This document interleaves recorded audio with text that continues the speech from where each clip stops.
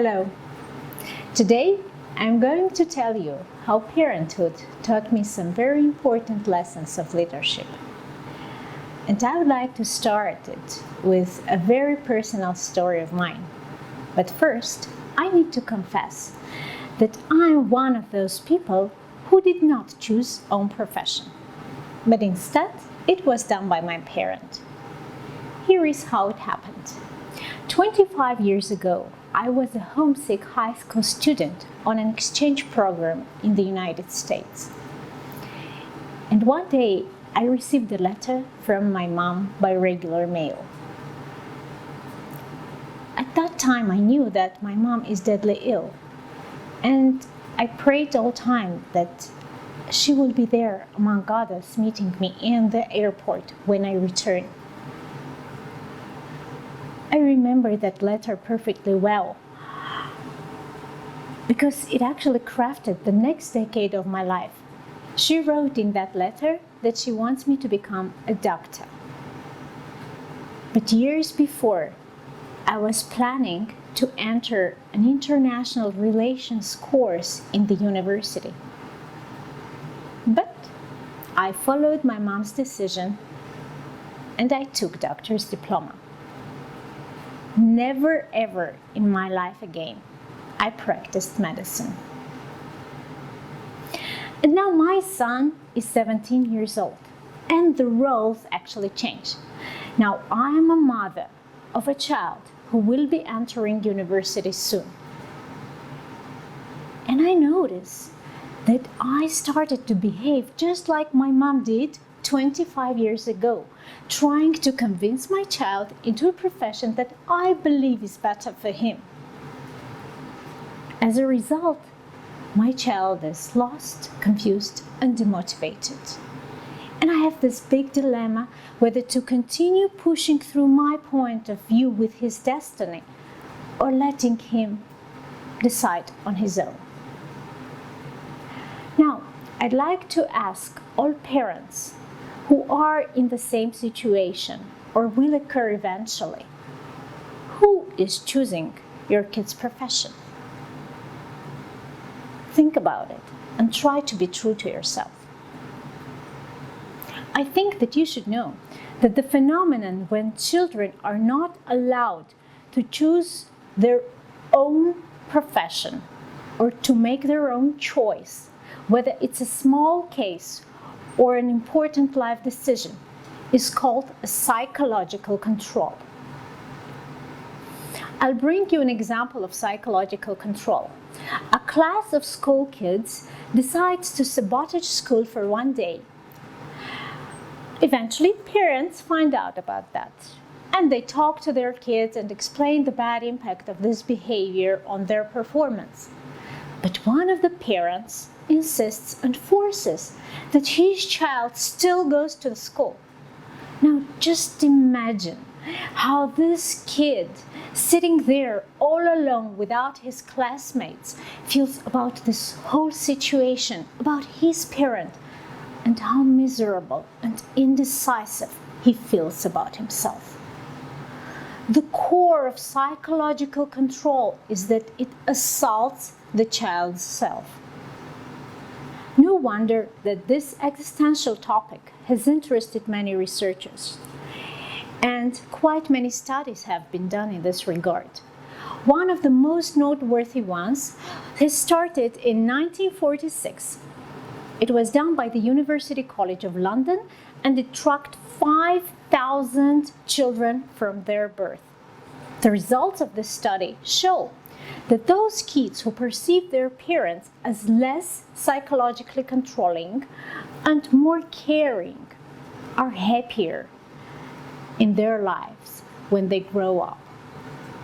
By contrast, psychological control is associated with worse well-being, and eventually these people grow up to be unhappy. My favorite motivational speaker, British-American author and leadership consultant, in his book Leaders Eat Last, compares good leadership with good parenthood. Why do leaders eat last? It's just because, as a good parent would feed his child first and then treat himself, so would the good leader put the interests of his employees on first place. As you know, the parenthood and leadership patterns haven't changed much since 1946, and overtly controlling parents still tend to cause a lifelong psychological damage to their children, and so do controlling leaders.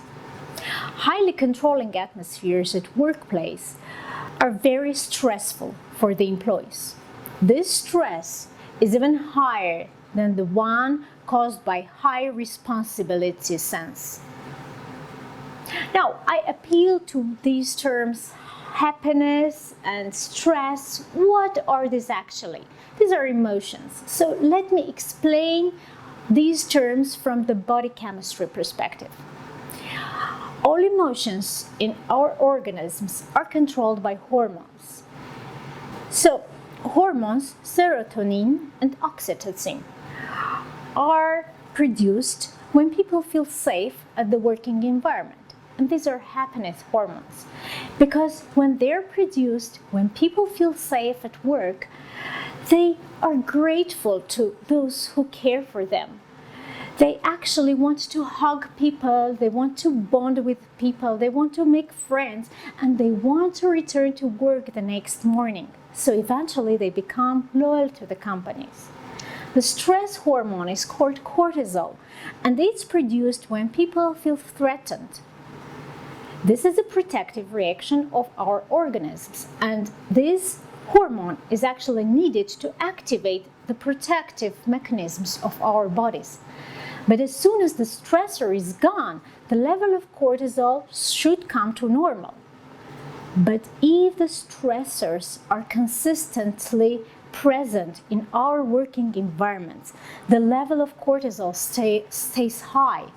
And the overexposure to cortisol puts our organisms at higher risks of many health problems, such as anxiety, depression, heart diseases, headaches, weight gains, memory and concentration loss. That's really a lot, isn't it?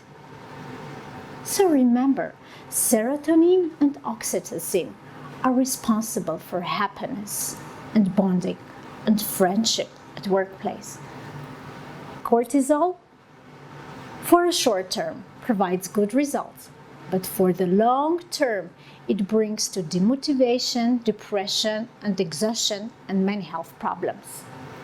And no wonder that controlling leaders in a short term provide good results, but in a long run, empowering leaders do much better, because excellent performance requires own motivated actions.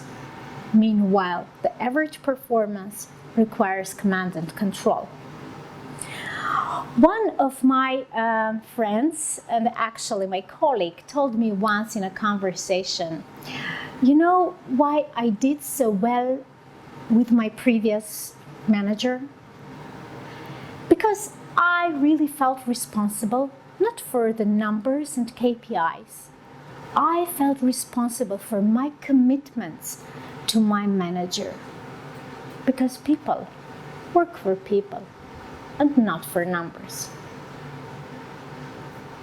And now, I'd like to return back to the parenthood, which I actually started with.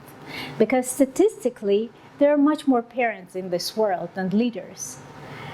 And I believe that parenthood is the most important leadership in our lives due to the longevity of its effect, because we are raising human beings who will be raising other human beings, and so on for the future generations.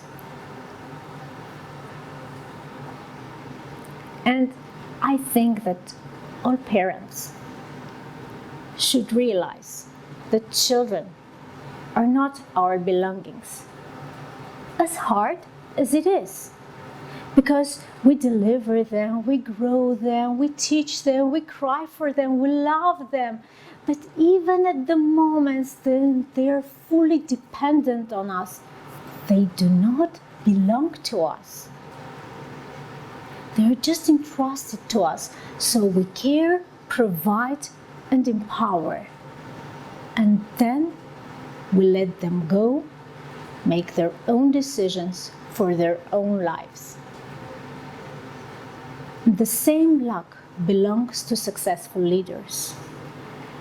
They should empower their employees to take decisions rightfully, to then be able to take their own teams and organizations to the peak. Because the parents and the leaders who are not able to cut the umbilical cord of their children and employees in time do a big disservice to the future generations, because they grow indecisive and irresponsible generations. Of course, you would say all this sounds very logical, but how can we as parents break our regular patterns and start entrusting very important decisions to our children? And I would suggest you to take a look at the animal life, because they're driven by instincts mainly. They do not overthink things. For example, take a look at cat and kittens. Have you seen how cat delivers her kittens on her own? She finds shelter for them, she feeds them, and she doesn't let them go until the moment when her instincts tell her to do so. And as soon as they click, she lets them. But firstly, she watches that everything goes well from somewhere nearby. And as soon as she is assured that they can go without her, she leaves. So I suggest that the same approach can be applied to parent-child empowerment. And I'll tell you a story which happened to me a few months ago when I met a friend of mine who has immigrated to the US many years ago. The story actually led me thinking whether I'm giving enough space to my children without feeling strangled by my expectations and my decisions. So, the girl of my friend one day comes back to home telling that she has decided to participate in an annual school fair where she has an opportunity to sell any item she wants to. And she said that she has decided to produce and sell carton robot heads. Well, okay, my friend, which is her mother, was trying to convince her out of that idea, trying to promote some more commercialized item, such as pizzas or cookies, but the girl said no. So the whole family for the next week was producing these awkward carton heads. And guess what? This turned to be the best seller during the fair, and the girl actually returned the investments of her parents into her business and earned her half-year pocket money.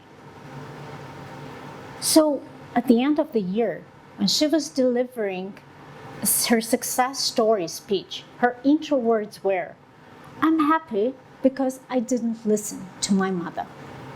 So it's up to you to decide what kind of a parent or a leader you decide to be. But remember that your decision will define how your children and employees will refer to you in their speeches. Thank you.